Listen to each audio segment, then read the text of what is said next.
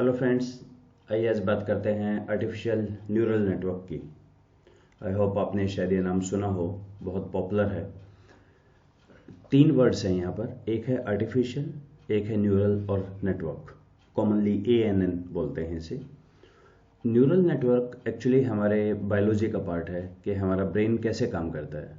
तो ब्रेन के अंदर hundreds and thousands millions of neurons हैं जो आपस में कनेक्ट हैं और मिलके सारे काम करते हैं, इसीलिए इसको न्यूरल नेटवर्क बोलते हैं। पैरेलल प्रोसेसिंग होती है।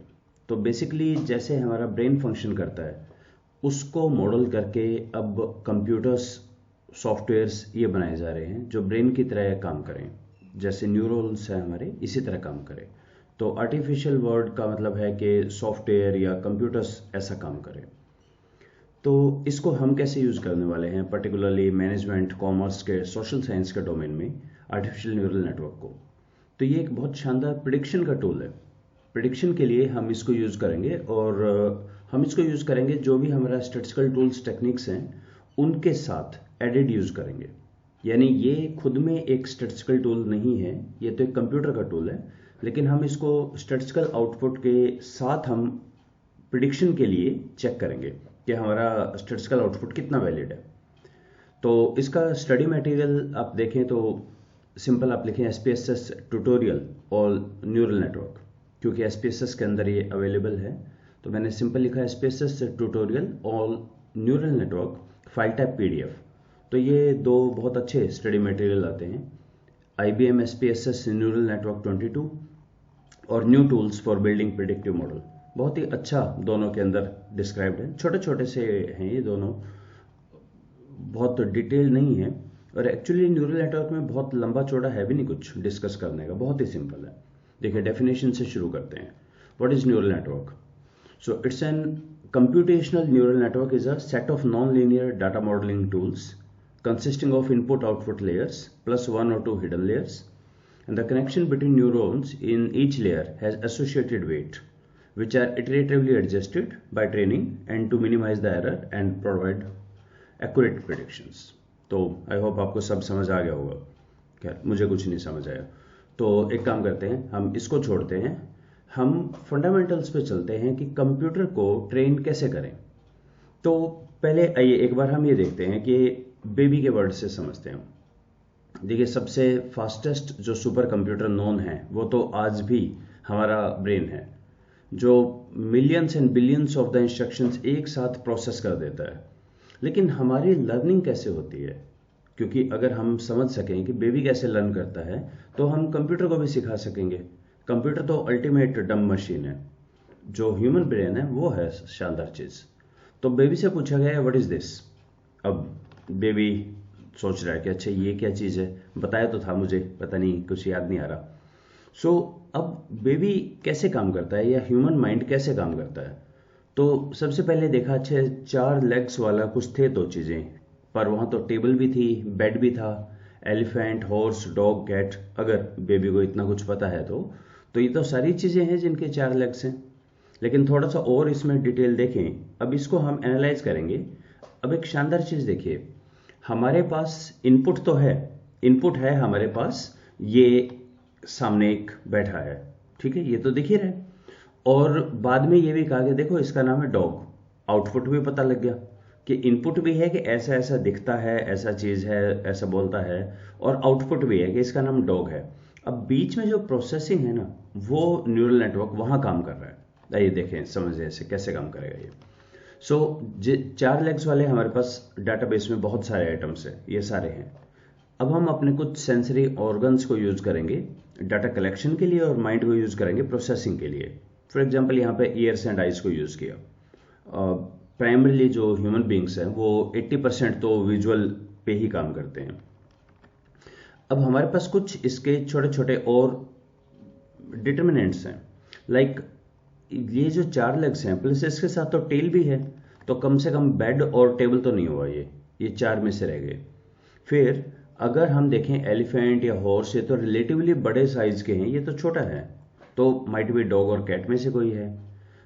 पर्पजफुली मैंने यहाँ वुल्फ नहीं लिखा है क्योंकि बेबी को हम वुल्फ की कोई इंट्रोडक्शन नहीं देते हैं, या फॉक्स की, ठीक है, डोमेस्टिक एनिमल्स की बात कर रहे हैं। फिर साउंड अगर आप देखें तो कैट और डॉग के साउंड भी अलग अलग है, तो फिर ये तो डॉग लगता है उसमें, तो हमारा आउटपुट आ गया कि ये जो दिख रहा है ये डॉग है।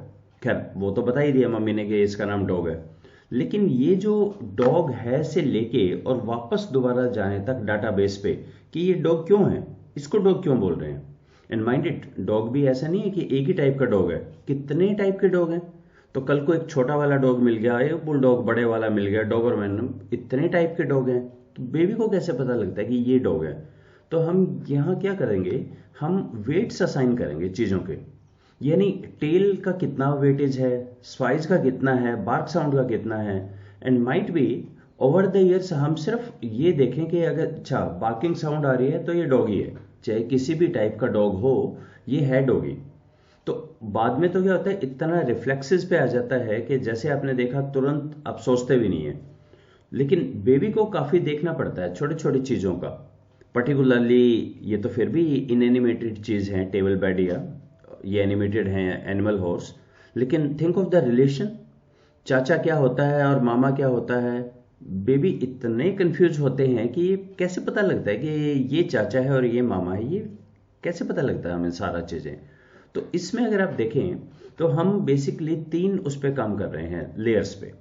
एक तो हमारे पास इनपुट है, मुझे दिख रहा है कुछ, सुन रहा है कुछ, सामने है। सेकंड एक आउटपुट भी है, इसका नाम भी बता दिया डॉग है, पर ये डॉग क्यों है नाम इसका, तो ये इसका नाम कैट क्यों नहीं है। तो ये फिर एक हिडन लेयर्स में इंटरेक्टिव प्रोसेस होती है, बार बार बार बार रिपीट होता रहता है यहाँ पे कि अच्छा ऐसे ऐसे करेक्टरिस्टिक्स हो तो डॉग है। यानी नंबर एक तो बहुत सारे करेक्टरिस्टिक्स आए, और सेकंड उनका रिलेटिव वेटेज भी आया, यानी साइज उतना इंपॉर्टेंट शायद नहीं है, माइट बी साउंड बहुत इंपॉर्टेंट है, और टेल तो हो भी सकता है क्योंकि डॉगी ऐसे भी मिलेंगे जिनकी टेल ना हो, तो वो एलिफेंट थोड़ी बन जाएगा, रहेगा तो डॉगी, पर वो शायद बाक साउंड से ज़्यादा इंपॉर्टेंट होगा। तो यानी जैसे हम बेबी या एज ए ह्यूमन बीइंग हम जब बचपन में थे, आप अपनी अंडरस्टैंडिंग देखिए कैसे डेवलप हुई, ऐसे ही हम कंप्यूटर्स को ट्रेन करेंगे। तो अब आपको ये डेफिनेशन समझ आ जाएगी। ये computational neural network is a set of non linear data modelling tool. Non linear का मतलब अब हमारे पास वो जो स्टैटिस्टिकल अजम्पशंस थे ना, वो कोई अजम्पशन नहीं है। हम तो ये बोल रहे हैं हमें पता नहीं डाटा कैसा है, इन लीनियर है, नॉन लीनियर है, ऐसा है वैसा है, हमें नहीं पता कैसा है। जैसा भी है डाटा, ये है इनपुट और ये था आउटपुट। अब हम सिस्टम से पूछ रहे हैं कि तुम बताओ क्यों आया ऐसा। अब ये बहुत हम शानदार डोमेन में एंटर कर रहे हैं। मैंने इनपुट दिया, मैंने आउटपुट दिया, और मैंने कहा बताओ क्यों हुआ ऐसा, कि अर्निंग पर शेयर कंपनी की इतनी थी, कंपनी के बोर्ड ऑफ डायरेक्टर्स में ये ऐसे इतने लोग थे, इतने इतनी कंपोजिशन थी, कंपनी का लिक्विडेशन इतना था, कंपनी के बाकी चीजें सारे पैरामीटर्स दे दिए और कहा अर्निंग पर शेयर इतनी आई है, बताओ क्यों आया। तो अब हमें नहीं पता इसमें लीनियर लगेगा, नॉन लीनियर लगेगा, किस तरह का डाटा है, कुछ नहीं पता, सब कुछ ये अपने आप देखेगा। यहाँ पे एक इनपुट होगा, एक आउटपुट होगा, ये आपको दो देना होगा, प्लस सारा खेल तो हिडन लेयर्स का ही है, 1 और 2 हिडन लेयर होंगी। हिडन लेयर में हम कैसे काम करेंगे, तो नाम से पता लग रहा है हिडन, आपको कुछ भी नहीं पता, सिस्टम अपने आप देखेगा कि कैसे काम करना है। दैट्स वाई यहाँ पे कोई भी स्टैटिस्टिकल टूल टेक्निक नहीं है, ये सिर्फ एक हमारा एडिड मैकेनिज्म है अपने रिजल्ट्स चेक करने का।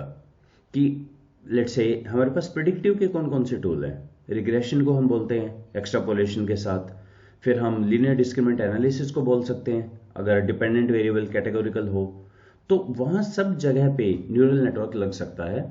कि एक तो हमने प्रिडिक्शन की स्टैटिस्टिकल टूल से, अब न्यूरल नेटवर्क से देखते हैं कि क्या प्रिडिक्शन आई और कितना हमारी एक्यूरेट थी प्रिडिक्शन। सो यहाँ पे काम कैसे करेंगे, जो कनेक्शन बिटवीन द न्यूरॉन्स है इन ईच लेयर के, वहाँ वेट गिवन है। अच्छा वेट कैसे कैलकुलेट होंगे, वो इटरेटिवली लूप के अंदर बार बार एडजस्ट करके होंगे।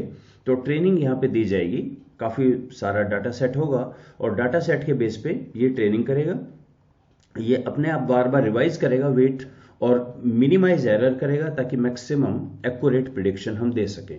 ये हम करने वाले हैं यहाँ पे। तो इनफैक्ट ये अब तक हमने जितना भी किया है पीछे, ये सबसे सिंपलेस्ट है, क्योंकि इसमें तो आपको कुछ करना ही नहीं है, आपको बताना है ये इनपुट है, ये आउटपुट है, और बाकी सिस्टम पे छोड़ देंगे, तुम बताओ भाई क्यों है ऐसा। और ये भी बताओ कि जो मेरे बहुत सारे प्रिडिक्टर हैं इनमें सबसे अच्छा प्रिडिक्टर कौन सा है। ओके, इसको हम बोलते थे स्टेप वाइज रिग्रेशन टाइप, उस टाइप का काम करेगा। तो ये हमारे ब्रेन से रिजेंबल करता है दो एस्पेक्ट में। पहला, knowledge is acquired by a network through learning process. हालांकि ये लर्निंग प्रोसेस आपको नहीं दिखेगी, सिस्टम खुद से काम करेगा और खुद से लगा रहेगा कि ऐसा क्यों हो रहा है, और उसके लिए ये अपने वेट्स देता है। वेट का मतलब है एक रिलेटिव एडवांटेज या इंपॉर्टेंस के इसका कितना है, अलग अलग जो फेसेट्स आएंगे किसके कितनी इंपॉर्टेंस है, प्रिडिक्शन में क्या चीज देखें। फॉर एग्जाम्पल देखिए, मैं एक डाटा सेट पे काम करूंगा, ऑटोमोबाइल्स का डाटा सेट है, तो उसके अंदर व्हीकल है, कार है या ट्रक है। अब उनके बहुत सारे चीजें गिवन है, लाइक हॉर्स पावर गिवन है, उनका वेट गिवन है, फ्यूल एफिशिएंसी गिवन है, उनके लेंथ विड्थ, ये सब चीजें गिवन है। अब जब वेट्स असाइन करेंगे तो सिस्टम देखेगा कि माइलेज को, व्हीकल को प्रिडिक्ट करने के लिए कि कार है ट्रक है, इतनी सारी चीजें हैं, लाइक वेट से भी कर सकते हैं। ऑटोमोबाइल्स जो कार्स हैं उनका एक वेट है, और जो हैवी व्हीकल्स हैं उनका एक वेट है, वेट से भी प्रिडिक्ट कर सकते हैं, माइलेज से भी कर सकते हैं। किसको कितना वेटेज देना है ये खुद में उसको एडजस्ट करेगा अपने आप। सो फाइनली आपका जो दिमाग में क्वेश्चन चल रहा होगा कि क्यों यूज करना है न्यूरल नेटवर्क, हमारे पास तो इतनी स्टैटिस्टिकल टूल टेक्निक्स हैं। तो एक सिंपल सा आंसर है, यूज करें, क्योंकि आपके जो अजम्पशंस हैं वो वायलेट हो जाते हैं स्टैटिस्टिकल टूल टेक्निक के। फॉर एग्जाम्पल, सबसे बड़ा तो नॉर्मेलिटी का अजम्पशन है, पर नॉर्मेलिटी का अजम्पशन वायलेट होने से तो हम पीएलएस को भी यूज कर सकते हैं, पार्शियल लीस्ट स्क्वायर, वो बना ही इसलिए था, वो बिल्कुल करेक्ट है। लेकिन पीएलएस में भी एक लीनियरिटी का है अजम्पशन, तो यहां पे लीनियरिटी का भी नहीं है, ये तो नॉन लीनियर पे भी काम करता है, वहां पे भी ये शानदार हो गया। थर्ड, ये बहुत ही रोबस्ट है, noise, outlier, small sample size, इन सब के लिए बहुत अच्छा रहेगा, जितना छोटा हो तो भी कोई दिक्कत नहीं है, ये शानदार काम करता है। Through several rounds of learning process, the errors can be minimized and accuracy of prediction can be further improved. तो इसका मतलब ये है, ये एक इंपॉर्टेंट वर्ड है, several round of learning process. इसका मतलब हम न्यूरल नेटवर्क को एक बार नहीं रन करेंगे, ये एक थोड़ी सी अलग एक चीज आ गई। रिग्रेशन तो आप एक ही बार रन करते हैं, आपका आउटपुट आ जाता है, पर न्यूरल नेटवर्क को हम कम से कम 8 या 10 बार रन करेंगे। 10 बार आप मान के करें, वही एक ही चीज को 10 बार हम करेंगे रन, क्योंकि हर बार आपका आउटपुट अलग आएगा। अब ये आई नो आप में से कुछ को शायद अच्छा ना लगे कि इसका क्या मीनिंग है, हर बार आउटपुट अलग क्यों आएगा। अलग आता है हर बार, क्योंकि ये एक तरह के आपके, देखिए ये क्या करेगा, बहुत सारे सैंपल से लेके उस पर काम करेगा, हर बार इसकी लर्निंग अलग होगी, बहुत ज्यादा फर्क नहीं होगा मामूली सा, पर एग्जैक्टली हूबहू सेम आउटपुट नहीं आएगा, ये आपको एक याद रखना है। ANN can be more, not can be, they are actually more robust and provide higher prediction accuracy than linear models. तो ये भी शानदार है। तो हमारे पास एनफ रीजन्स है न्यूरल नेटवर्क पे जाने के लिए, और ज्यादातर हम काम करेंगे विद सम स्टैटिस्टिकल टेक्निक, कोई टेक्निक होगी उसके साथ न्यूरल नेटवर्क मिला के काम करेंगे। तो हम देखेंगे कुछ पेपर जो ए स्टार जर्नल्स के अंदर पब्लिश्ड हैं, वो कैसे यूज करते हैं पीएलएस और न्यूरल नेटवर्क को। पर इससे पहले हम थोड़ी सी टेक्निकल डिटेल्स बात कर लेते हैं, वो हम नेक्स्ट वीडियो में देखते हैं। So let's stop it here, thank you.